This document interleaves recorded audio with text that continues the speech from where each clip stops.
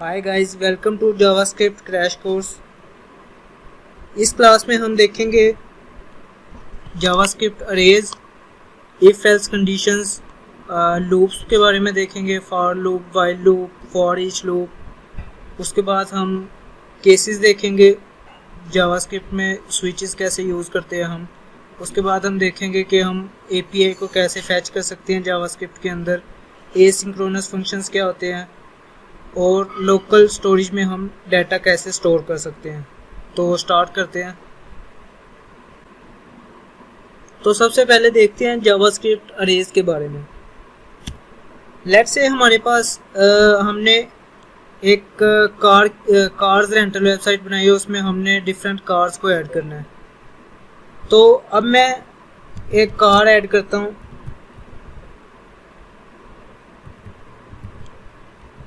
इस तरह मैं एक कार ऐड कर दी। अब मैंने ये तो मैंने एक कार ऐड कर दी। अब मैंने एक नई कार ऐड करनी है, तो उसको मैं इस तरह ऐड करूँगा, कार्स 1, और यहाँ पे उसका नेम। इसी तरह फिर अगर मैंने तीसरी कार ऐड करनी है तो उसको मैं कोई और नाम दे के तीसरी दफ़ा ऐड करूँगा। तो अगर हमारे पास लार्ज अमाउंट ऑफ कार्स हैं तो फिर तो वो मसला बन जाएगा हमारे साथ कि हम बार बार डिक्लेयर करेंगे उसे। तो इसके लिए हम जो है वो अरेज को यूज़ करते हैं। तो अरे का सिंटैक्स क्या है, हम लिखेंगे लेट, यहाँ पे हमने जो भी अरे का नाम रखना है, और फिर हम स्क्वायर ब्रैकेट के अंदर जो भी हमने जितने भी आइटम्स उसमें ऐड करनी है वो सारी हम इसमें ऐड कर सकते हैं। इसी तरह हमने आगे जितने भी इसमें ऐड करनी है कार्स, वो हम यहाँ पे आगे लिख सकते हैं। इसके बाद कुछ अरेज मेथड है, वो हम देख लेते हैं। सबसे पहले कि हम अरे की लेंथ कैसे फाइंड करते हैं। तो अरे की लेंथ फाइंड करने के लिए हम यूज़ करते हैं अरे का नेम डॉट लेंथ। इसको हम कंसोल डॉट लॉग करके चेक कर लेते हैं।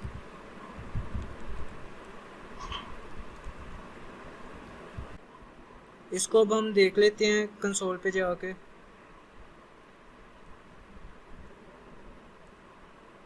यहाँ पे कंसोल पे जाएंगे तो ये यहाँ पे जो है उसकी लेंथ 3 शो हो रही है। हम यहाँ पे बार बार इसको लिख के यहाँ पे आने के बजाय यहीं पे देख लेते हैं जो मेथड्स हैं। हम यहाँ पे कंसोल के ऊपर भी जावास्क्रिप्ट को लिख के चेक कर सकते हैं। जैसे मैं यहीं पे डिफाइन कर लेता हूँ अरे।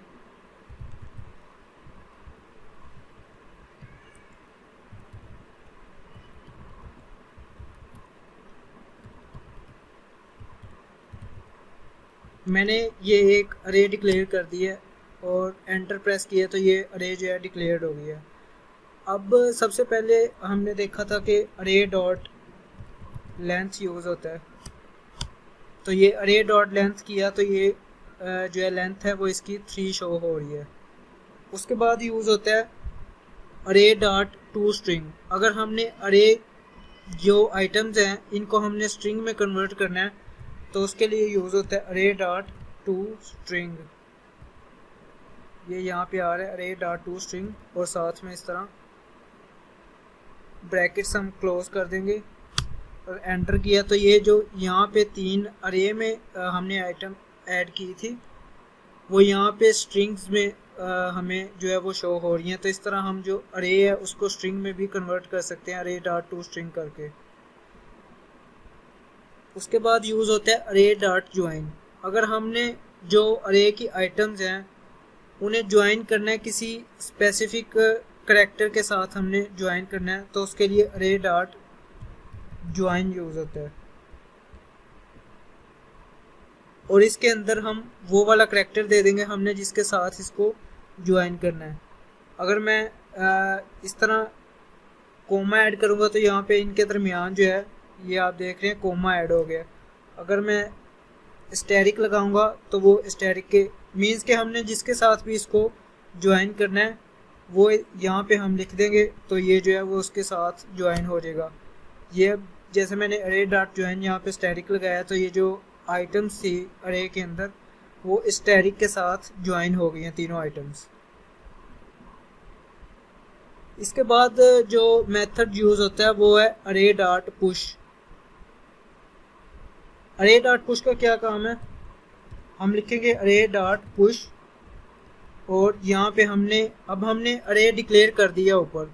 अब मैं चाह रहा हूँ कि मैं इसके अंदर कोई और आइटम ऐड करूँ, कोई न्यू कार इसमें ऐड करूँ, तो उसको ऐड करने के लिए अरे डॉट पुश यूज़ होगा। यहाँ पे कार का जो नेम होगा वो, तो अरे डॉट पुश मैंने किया तो ये जो अब अरे है उसमें अब हम अरे को है जो वो शो करते हैं। तो ये देखें जो अरे डॉट पुश है वो अरे के लास्ट पे जाके जो हम न्यू आइटम यहाँ पे ऐड करेंगे अरे डॉट पुश के अंदर लिख के, वो लास्ट पे जाके जो है वो अरे में स्टोर हो जाएगी वैल्यू। तो अरे डॉट पुश जो है वो वैल्यू को अरे के अंदर हम जो है पुश करने के लिए यूज़ करते हैं। इससे हम पहले से जो डिक्लेयर अरे है उसमें हम कोई नई वैल्यू अगर ऐड करना चाह रहे हैं तो वो अरे डॉट पुश से हम ऐड कर सकते हैं। उसके बाद अरे डॉट पॉप यूज़ होता है, वो हम आइटम को रिमूव करने के लिए यूज़ करते हैं। जैसे मैं यहाँ पे कर देता हूँ अरे डॉट पॉप, तो ये जो कार 4 है ये वाली आइटम जो है वो रिमूव हो गई है। अरे डॉट पुश से लास्ट पे जाके आइटम जो है वो स्टोर हो जाती है और अरे डॉट पॉप से जो लास्ट वाली आइटम होती है वो रिमूव हो जाती है। अगर मैं अब दोबारा अरे को शो करूं तो अब दोबारा इसमें 3 एलिमेंट रह गए हैं। ये जो अरे डॉट पॉप किया वो लास्ट वाला उसमें से जो आइटम थी वो रिमूव हो गई है। और उसके बाद अरे डॉट शिफ्ट यूज़ होता है। अरे डॉट शिफ्ट का क्या काम है, मैं यहाँ पे करता हूँ अरे डॉट शिफ्ट और यहाँ से BMW। अब मैं अरे को शो करता हूँ तो यहाँ पे आ रहा है ओडी और स्विक। ये क्या हुआ, अगर हमने लास्ट से कोई आइटम रिमूव करनी है तो उसके लिए हम यूज़ करते हैं अरे डॉट पॉप। तो उससे जो अरे के अंदर लास्ट वाली आइटम होती है वो रिमूव हो जाती है। जैसे यहाँ पे हमारे पास 4 कार्स थी, मैंने अरे डॉट पॉप किया तो जो लास्ट वाली थी कार 4 वो रिमूव हुई थी। अगर मैं करता हूँ अरे डॉट शिफ्ट तो उसमें जो अरे के स्टार्ट पे होगी आइटम वो रिमूव होगी। जैसे यहाँ पे BMW थी, मैंने अब अरे डॉट शिफ्ट किया तो स्टार्ट वाली जो थी आइटम BMW वो वाली रिमूव हुई है। तो ये अरे डॉट पॉप और अरे डॉट शिफ्ट में डिफरेंस है। उसके बाद यूज़ होता है अरे डॉट अनशिफ्ट। अरे डॉट अनशिफ्ट सेम एज है जैसे अरे डॉट पुश है, ये भी अरे में कोई आइटम ऐड करने के लिए यूज़ होता है। लेकिन दोनों में डिफरेंस क्या है, जो अरे डॉट पुश है वो लास्ट पे जाके स्टोर करता है, लेकिन जो अरे डॉट अनशिफ्ट है वो अरे के स्टार्ट पे ही स्टोर कर देता है आइटम को। जैसे यहाँ पे मैं करके दिखाऊं तो अरे डॉट अनशिफ्ट और यहाँ पे मैं जो भी मैंने ऐड करनी है आइटम, तो अब मैं अरे को शो करूं तो इसने जो अरे के स्टार्ट पे है वो कार 1 को स्टोर कर दिया है। जो हमारे पास था अरे डॉट पुश उसमें लास्ट पे जाके वो स्टोर करता है, लेकिन अगर हम अरे डॉट अनशिफ्ट करें उससे कोई किसी आइटम को स्टोर करें तो वो अरे के स्टार्ट पे जाके स्टोर करेगा। ये दोनों में डिफरेंस है अरे डॉट अनशिफ्ट में और अरे डॉट पुश में। अगर हमने किसी स्पेसिफिक इंडेक्स वाले आइटम को गेट करने का तो उसके लिए हम अरे और स्क्वायर ब्रैकेट में हम उसका इंडेक्स ऐड कर देंगे। जैसे अगर मैंने ओडी को सिलेक्ट करना है और इसका इंडेक्स जो है वो 0 से स्टार्ट होता है रहेगा। जैसे मैंने ओडी को करना है तो यहाँ पे मैंने 1 लिखूँगा तो ये ओडी वाली जो है वो सिलेक्ट हो जाएगी। अगर मैं 0 करूँगा तो कार 1 आ जाएगी, अगर 2 करूँगा तो स्विक वाली आ जाएगी। तो इस तरह हम स्पेसिफिक जो है उसको भी सिलेक्ट कर सकते हैं। अभी मैं इसको रिमूव कर दूं। उसके बाद अगर हमने किसी स्पेसिफिक आइटम को, स्पेसिफिक इंडेक्स वाले आइटम को हमने रिमूव करना है। पहले तो हमने देखा ना कि अरे डॉट पॉप से हम लास्ट वाले को रिमूव कर सकते हैं, अरे डॉट शिफ्ट से हम जो सबसे पहले वाला आइटम है उसको रिमूव कर सकते हैं। मैं चाह रहा हूँ कि मेरे पास अरे में 10 आइटम है, लेकिन मैं 5th वाली को रिमूव करना चाह रहा हूँ, किसी स्पेसिफिक इंडेक्स वाली आइटम को रिमूव करना चाह रहा हूँ। तो उसके लिए कीवर्ड यूज़ होता है डिलीट का।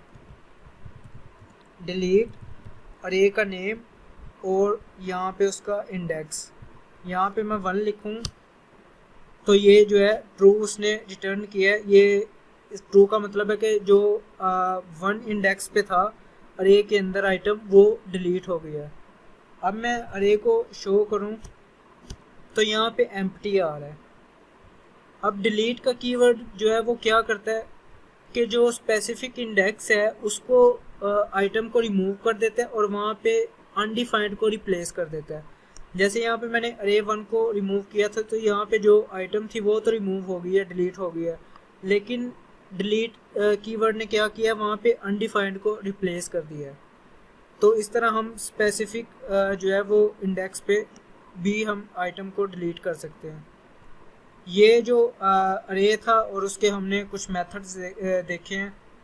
इसके बाद हम आगे मूव करते हैं।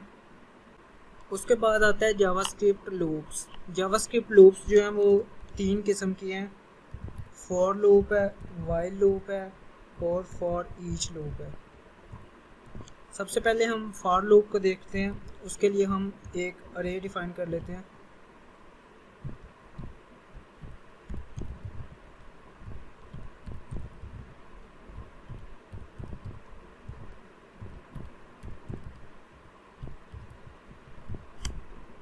अब जो फॉर लूप का जो सिंटेक्स है वो है फॉर, फिर हम कर्ली ब्रैकेट लगाएंगे, यहाँ पे हम लेट, और यहाँ पे कोई भी हम वेरिएबल दे सकते हैं, नाम उसका देख सकते हैं। ज़्यादातर जो है वो आई यूज़ होता है, हम कुछ भी दे सकते हैं यहाँ पे ABC जो भी हमने नेम रखना है वेरिएबल का। यहाँ पे हम स्टार्टिंग इंडेक्स देंगे, फिर हम कॉलन लगाएंगे, उसके बाद आई, और यहाँ पे हम एंडिंग इंडेक्स लगाएंगे जो भी हमने लूप का एंडिंग इंडेक्स लगाना है। जैसे मैं रखता हूँ कि लेस देन इक्वल अरे डॉट लेंथ। जैसे अगर मैंने इस पूरी लूप को यूज़ करना है तो मैं पूरी अरे को मैंने यूज़ करना है तो यहाँ पे मैं लिख सकता हूँ अरे डॉट लेंथ। अगर नहीं तो यहाँ पे मैं कोई भी स्पेसिफिक इंडेक्स भी दे सकता हूँ, 2 3 ऐसे भी मैं जो है यहाँ पे दे सकता हूँ। और यहाँ पे लास्ट पे हम देंगे कि हमने इसका बिहेवियर कैसा रखना है। इसमें हमने आई जो है इसमें हमने प्लस करना है, प्लस प्लस करना है, माइनस माइनस करना है। हमने क्या करना है इसमें, जैसे कि यहाँ पे अगर मैं प्लस प्लस करता हूँ तो इसका मतलब है कि एक मिनट, यहाँ पे मैंने आई प्लस प्लस किया है। इसका मतलब है कि जब पहली दफ़ा लूप चलेगी आई 0 है तो वो जो है वो चेक करेगा कि आई जो है वो अरे डॉट लेंथ से छोटा है कि बड़ा है।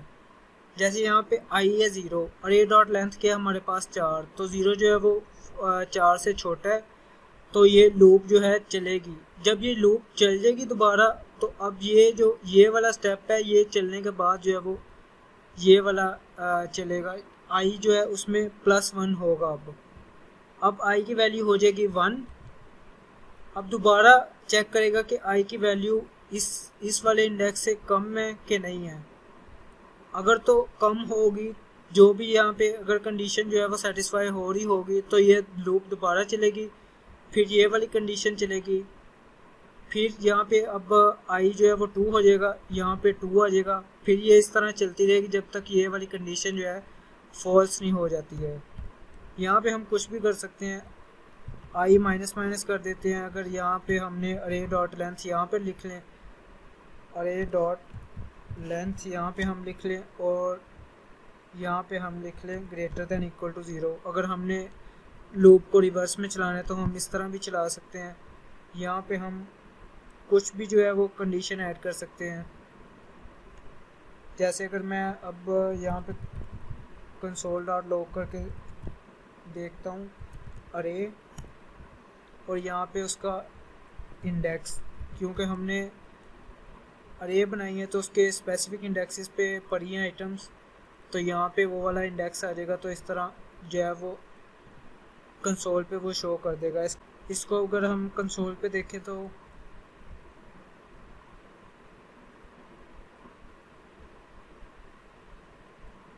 यहाँ पे उसने सारी जो है आइटम्स शो कर दी है। अब यहाँ पे जो है फर्स्ट पे अनडिफाइंड आ रहा है। ये क्यों आ रहा है?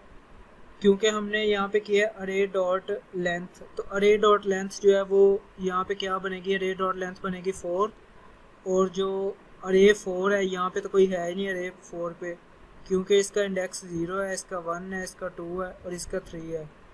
तो हमारे पास जो लास्ट आइटम आ रही है उसका इंडेक्स 3 आ रहा है, लेकिन हमने जो है स्टार्ट हमने लूप की है 4 से, तो इस वजह से ये जो फर्स्ट वाला है ये अनडिफाइंड आ रहा है। अब हम वाइल लूप को देख लेते हैं। यहाँ पे लिख देता हूँ अरे आई जो है, यहाँ पे हम आई को डिक्लेयर कर लेते हैं लेट आई इक्वल टू 0। मैं कहता हूँ कि जब तक अरे आई जो है वो नॉट इक्वल टू आइटम 3 के नहीं होती तो ये वाली लूप जो है वो चलती रहे। मीन्स के जब तक अरे आई का अरे में आई वाले इंडेक्स पे आइटम 3 नहीं आ जाता तब तक ये लूप के अंदर जो भी हमने कोड डिफाइन किया वो चलता रहे। यहाँ पे मैं कंसोल डॉट लॉग कर लेता हूँ अरे आई को, और यहाँ पे आई प्लस प्लस कर देते हैं ताकि ये आई की जो है वो वैल्यू वो भी तो बढ़ती रहे। अगर नहीं बढ़ाएंगे तो फिर तो वो लूप चलती रहेगी ना। इसको अगर हम देखें अब तो यहाँ पे सिर्फ आइटम 1 और आइटम 2 शो हो रही है, क्योंकि हमने यहाँ पे कंडीशन लगाई थी कि अरे आई जो है जब तक आइटम 3 के इक्वल नहीं हो जाती सिर्फ तब तक ये जो है कंसोल लॉक करे।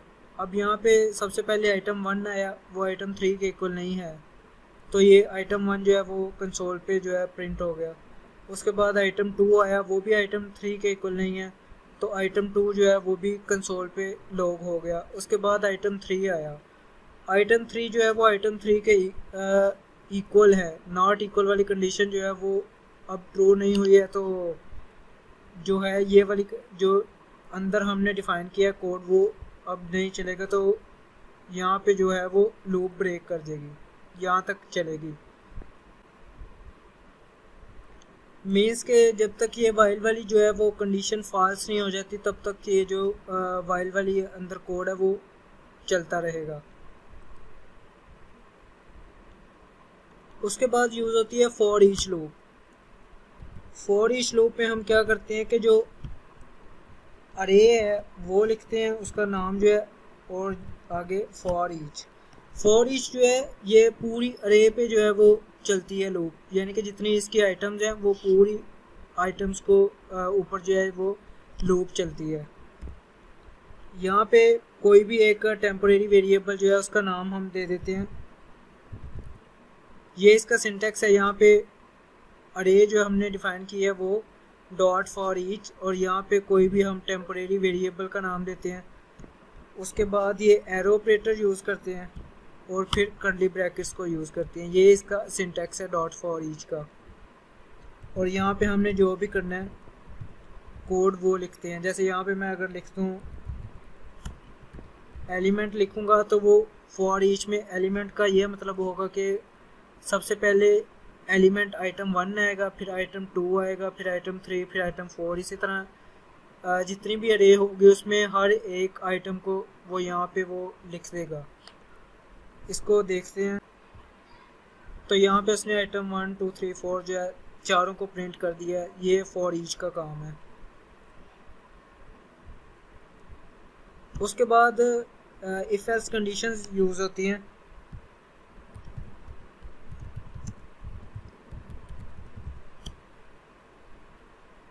इफ एल्स कंडीशन क्या है कि इफ़ का मतलब है कि अगर ये हो तो फिर ये हो। मीन्स के हम कोई कंडीशन लगा देते हैं कि इफ़ ये कंडीशन ट्रू हो देन ये वाला कोड जो है वो रन करे। जैसे यहाँ पे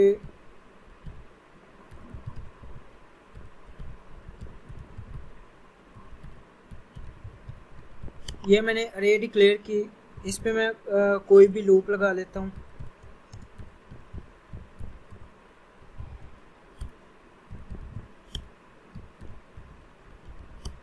यहाँ पे मैं कंडीशन लगाता हूँ कि इफ़ अरे आई इक्वल जो है वो आइटम 2 के आता है, तो फिर इसका मतलब है कि इफ़ ये वाली कंडीशन ट्रू होती है तो ये यहाँ पे मैं जो कोड लिखूँगा वो रन हो।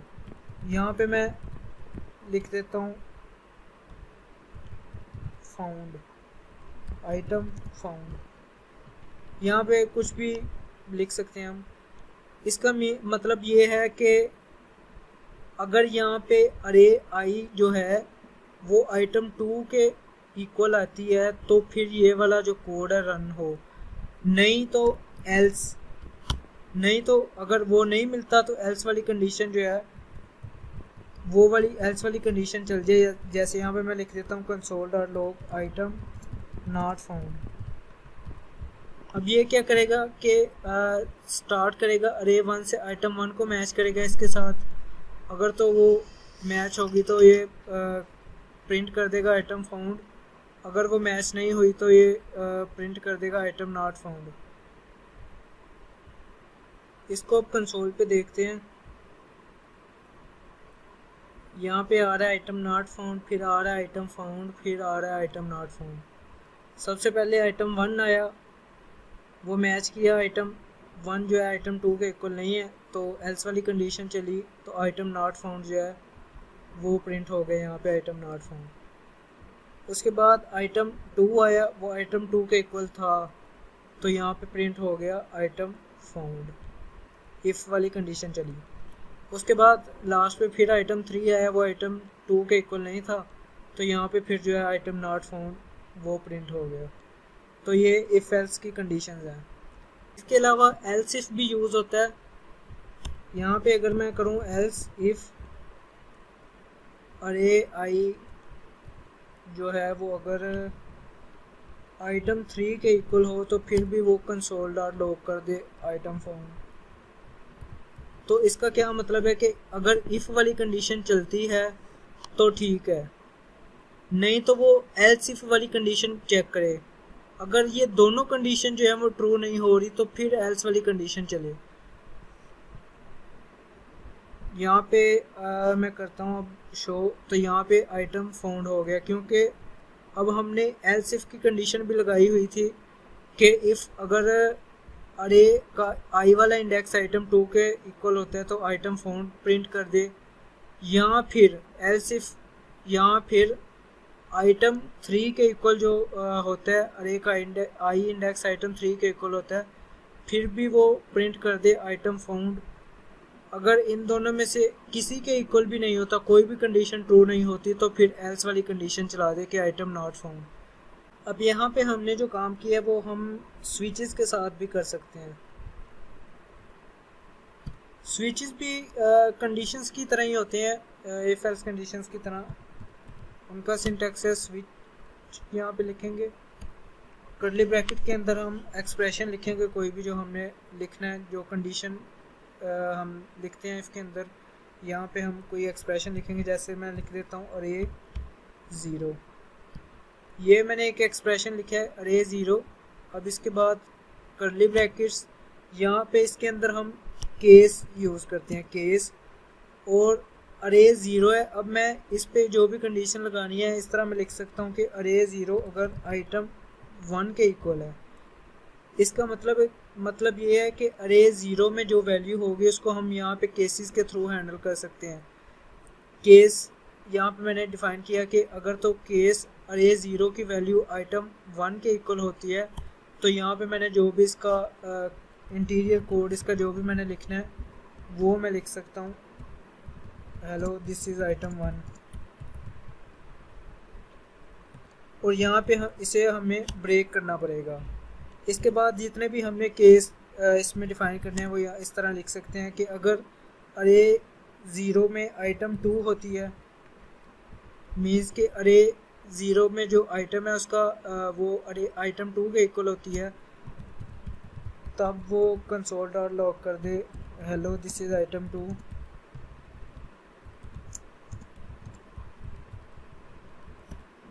और यहाँ पे ब्रेक कर दे। तो ये स्विच है, इसको देख लेते हैं। यहाँ पे आ रहा है हेलो दिस इज़ आइटम 1। अब ये वाला जो इस टाइम ये वाला जो केस है, ये वाला केस जो है वो ट्रू हुआ है, क्योंकि अरे ज़ीरो में आइटम 1 था, मीन्स के अरे ज़ीरो जो है वो आइटम 1 के इक्वल था, तो ये वाला केस जो है वो रन हुआ है। अगर मैं यहाँ पे अरे 1 कर देता हूँ तो अब यहाँ पे आ रहा है हेलो दिस इज़ आइटम 2। तो ये केस पे डिफाइन करता है कि कौन सा वाला जो केस है वो ट्रू हो रहा है। उसके बाद मैप मेथड है। मैप मेथड क्या है, जैसे फॉर ईच है, इसी तरह मैप मेथड जो है वो पूरी अरे पे जो है वो चलता है मैप मेथड। लेट्स से हमने ये अरे है हमारे पास, तो हमने करना ये है कि इस पूरी अरे में जितने भी आइटम्स हैं उनको 2 के साथ मल्टीप्लाई करना है और उनको शो करना है। तो उसके लिए हम मैप मेथड जो है वो यूज़ कर सकते हैं।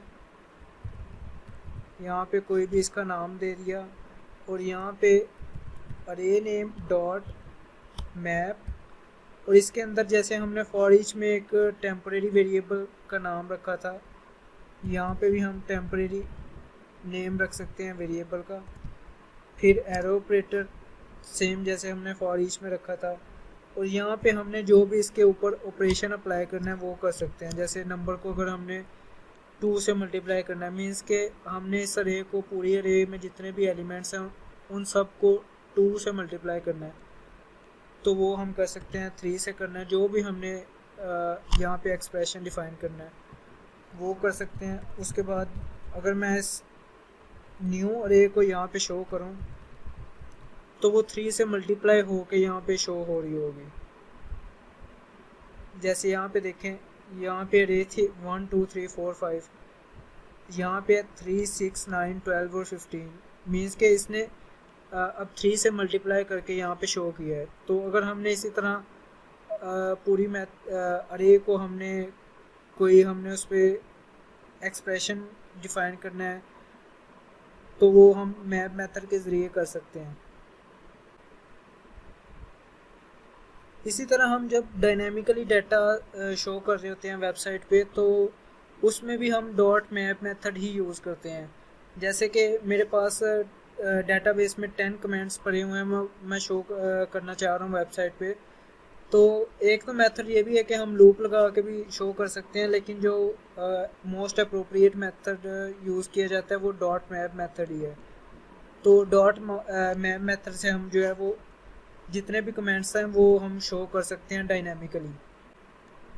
उसके बाद आ जाते हैं जावास्क्रिप्ट क्लासेस। उसके बाद आती हैं जावास्क्रिप्ट क्लासेस हम इसलिए यूज़ करते हैं कि हम जो है वो रीयूजेबल ऑब्जेक्ट्स बना सकें। मीन्स कि हमने ऑब्जेक्ट्स बना दिए क्लासेस के अंदर, तो उनको हम डिफरेंट जावास्क्रिप्ट फाइल्स के अंदर जो है वो यूज़ कर सकते हैं। वो कोड जो है रीयूजेबल हो जाएगा। इस तरह हमें ज़्यादा से ज़्यादा कोड नहीं लिखना पड़ेगा, हम क्लासेस बना के उसको हैंडल कर सकते हैं।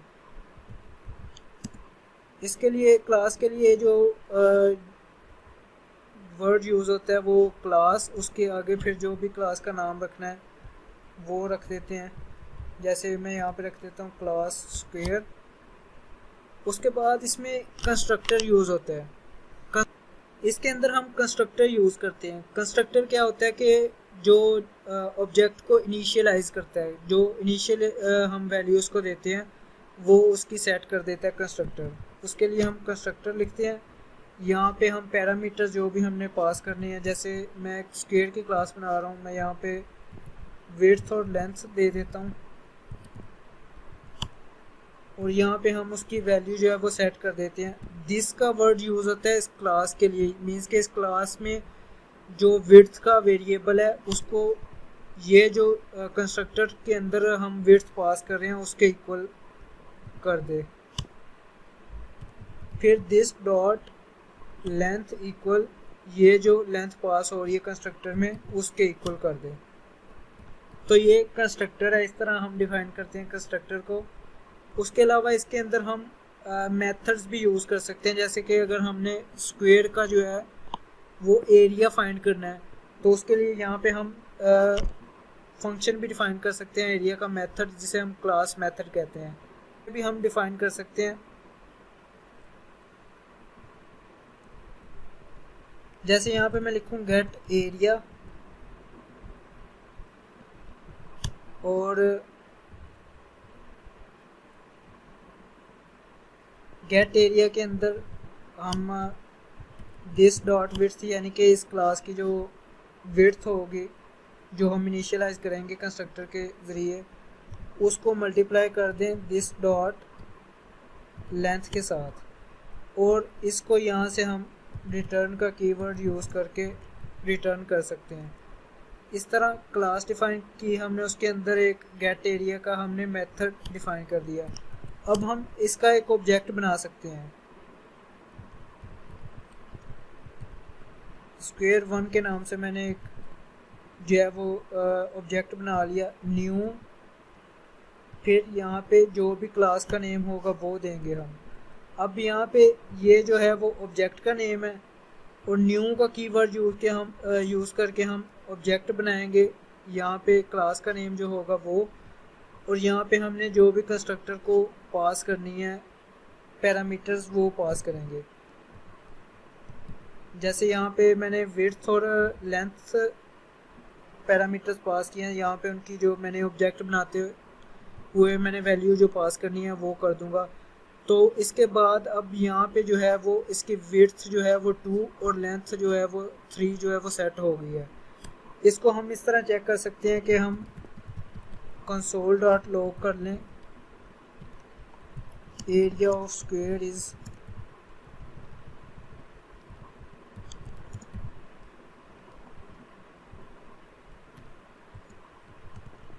और यहाँ पे मैं कर दूँ स्क्वायर 1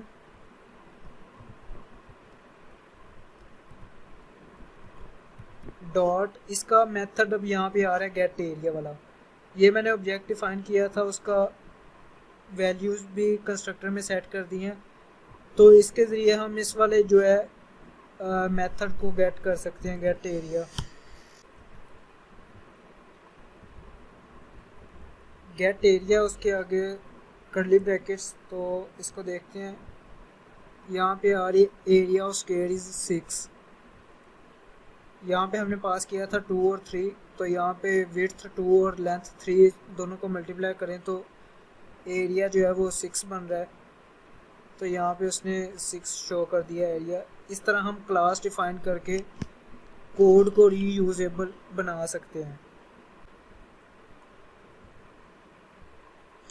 अब हम देखते हैं कि हम जावास्क्रिप्ट को यूज़ करके कैसे हम HTML जो है वो ऐड कर सकते हैं। जैसे फ़र्ज़ करें कि हम डायनेमिकली वेबसाइट बना रहे हैं, उसके अंदर हम करते हैं कि यूज़र ने एक नेम एंटर किया है तो वो डायनेमिकली शो होगा वेबसाइट पे। जैसे वो दूसरा नेम एंटर करेगा तो वो दूसरा नेम शो हो जाएगा।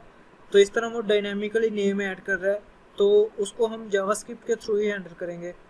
तो उसके लिए हम कर सकते हैं कि लेट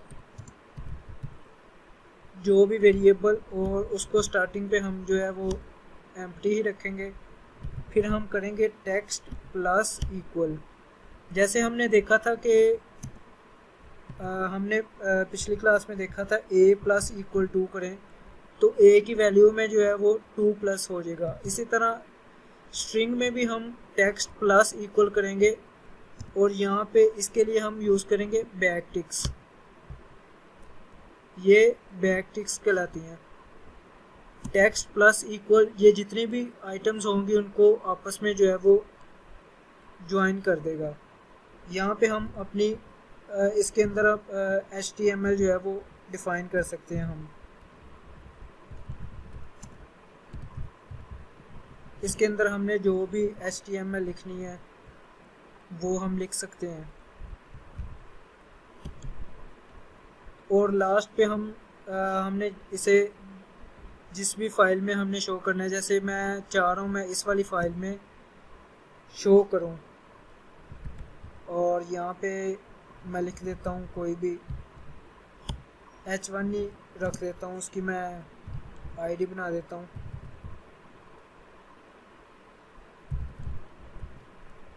अब मैं चाह रहा हूँ कि ये जावास्क्रिप्ट क्लास के नीचे मैंने ये डिफ़ाइन कर दिया, यहाँ पे आप डिव भी डिफ़ाइन कर सकते हैं, उसके अंदर भी आ जाएगा।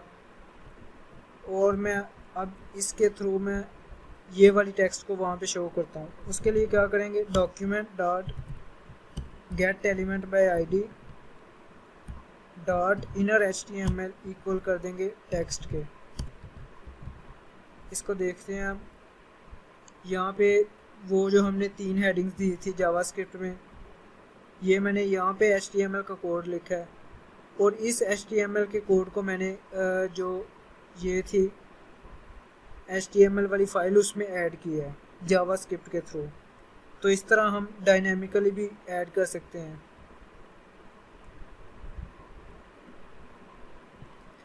अब देखते हैं हम कि API को कैसे फैच करते हैं। सबसे पहले API को हम देख लेते हैं कि API होती क्या है। API का जो फुल फॉर्म है वो है एप्लीकेशन प्रोग्रामिंग इंटरफेस।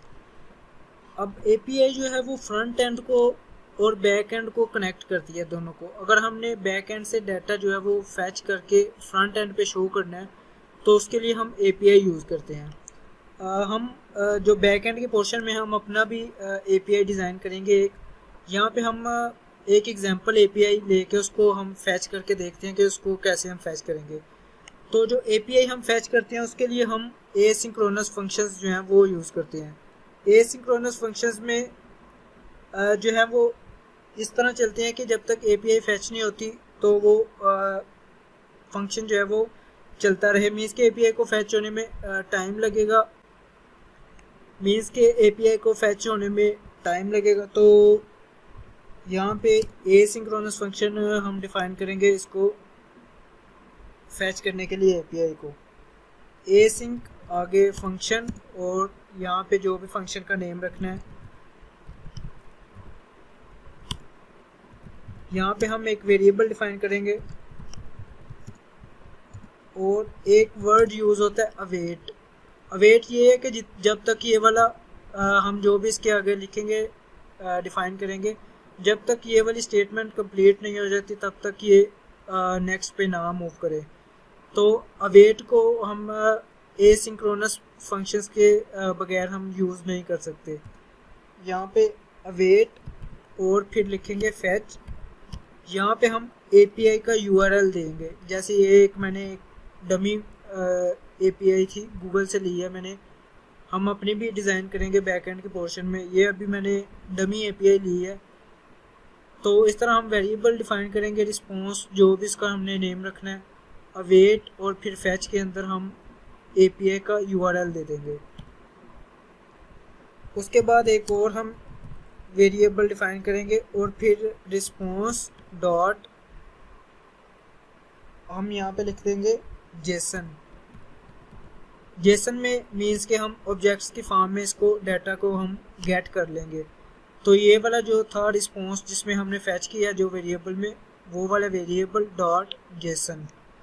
और यहाँ पे मैं कंसोल डॉट लॉग करूँ डाटा को, तो ये इस API से जो भी डाटा फैच होगा वो लॉग हो जाएगा कंसोल पे वो शो हो जाएगा।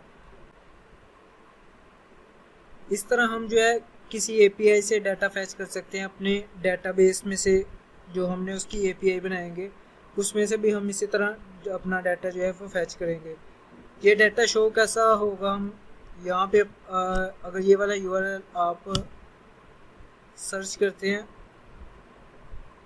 अभी ये टू मैनी रिक्वेस्ट आ रहा है, मीन्स के इसकी काफ़ी जो है वो सर्वर पे लोड हो गया, इस वजह से ये भी API काम नहीं कर रही। तो ये जेसन की फॉर्म में आपको डाटा शो करेगा, ऑब्जेक्ट्स की फॉर्म में। उसके बाद हम देखते हैं कि लोकल स्टोरेज पे हम डाटा कैसे स्टोर कर सकते हैं। जैसे मेरे पास यहाँ पे कोई डाटा मैं यहाँ पे कोई भी मेरे पास वेरिएबल है, मैं चाह रहा हूँ इसको मैं लोकल स्टोरेज पे सेव कर लूँ ताकि जो मेरे पास डाटा है वो लॉस्ट ना हो। तो इसको मैं करता हूँ local storage dot set item. अब यहाँ पे हम वो लिखेंगे जिस नेम पे हम इसको ये वाले वेरिएबल को हम स्टोर करना चाह रहे हैं। जैसे यहाँ पे मैं लिखता हूँ आइटम, और यहाँ पे हम सेकंड पे वो वाला देंगे जिसको हम स्टोर करना चाह रहे हैं। तो अब ये आइटम के नेम पे जाके सेव होगा लोकल स्टोरेज पे। अब अगर हमने इसको गेट भी करना है तो वो भी हम आइटम के इस आइटम नेम से जब हम लिखेंगे local storage dot gate item और इसके अंदर ये वाला आइटम लिखेंगे तो ये आइटम 1 की वैल्यू जो है वो रिटर्न कर देगा। जैसे मैं यहाँ पे लोकल स्टोरेज शो करता हूँ, यहाँ पे आ रहा है आइटम सिविक। यहाँ पे जो मैं लिखूँगा नेम, वो नेम होगा उसका लोकल स्टोरेज में। यहाँ पे आ रहा है आइटम सिविक। और इसको अब अगर हम गेट करें कंसोल डॉट लॉग, गेट करने के लिए हम लिखेंगे local storage dot gate item, और यहाँ पे हमने जो नेम रखा होगा वही नेम हम यहाँ पे देंगे local storage dot gate item item.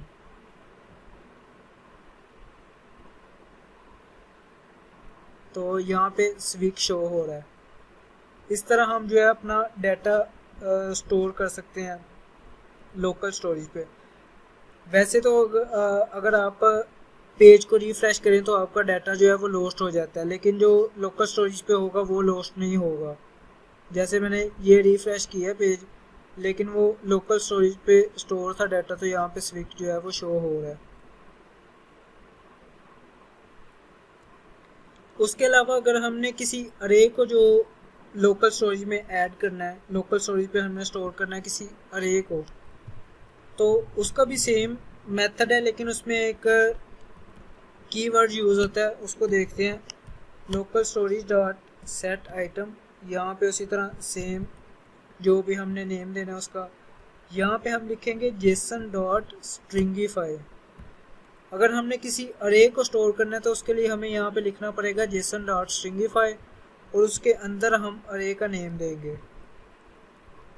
इस तरह हम जो है वो अरे को स्टोर कर सकते हैं लोकल स्टोरेज पे। अब मैं यहाँ पे करता हूँ लोकल स्टोरेज, तो यहाँ पे देखें आप आइटम स्विक भी आ रहा है, जो हमने पहले लोकल स्टोरेज में ऐड किया था वो भी आ रहा है। न्यू हमने ये अरे को ऐड किया है, तो इस तरह से वो स्ट्रिंग में जो है वो स्टोर है। जेसन डॉट स्ट्रिंगीफाई का मतलब स्ट्रिंग में उसने इसको स्टोर कर दिया है लोकल स्टोरेज पे। इसको गेट कैसे करेंगे, कंसोल डॉट लॉग कर लेते हैं हम गेट करके। गेट करने का भी सेम मेथड है, local storage dot gate item, और यहाँ पे सेम उसी तरह जैसे हमने पहले नेम दिया था उसी तरह, लेकिन इसमें भी एक कीवर्ड यूज होता है जेसन डॉट पार्स।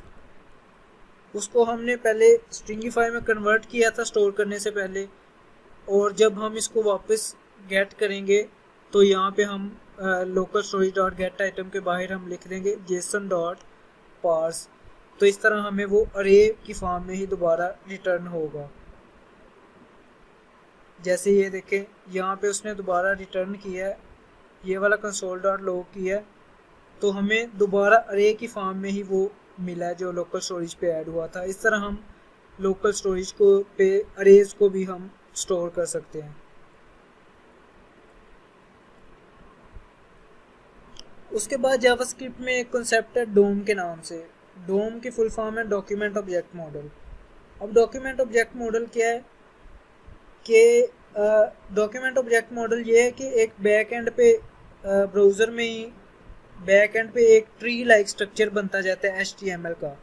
जैसे आपको मैं यहाँ पे दिखा सकूँ तो इस तरह से डॉक्यूमेंट होता है सबसे ऊपर जो हम HTML का डिफाइन करते हैं, उसके अंदर रूट एलिमेंट HTML, फिर उसका हेड टैग, बॉडी टैग, उसमें हम जितने भी टैग्स डिफाइन करते जाते हैं वो उसका एक ट्री लाइक स्ट्रक्चर बनता जाता है। उसको हम डॉक्यूमेंट ऑब्जेक्ट मॉडल कहते हैं। और उसको उस ट्री में से हम किसी भी जो है वो एलिमेंट को हम सेलेक्ट करके उसकी CSS को भी चेंज कर सकते हैं। उसका हम जावास्क्रिप्ट हमने कोई अप्लाई करनी है उस पर, उसकी इनर HTML चेंज करनी है, CSS उसकी चेंज करनी है, तो वो हम कर सकते हैं। जैसे हम करते हैं document dot gate element by ID, तो ये उसी डोम का ही हिस्सा है, document dot gate element by ID।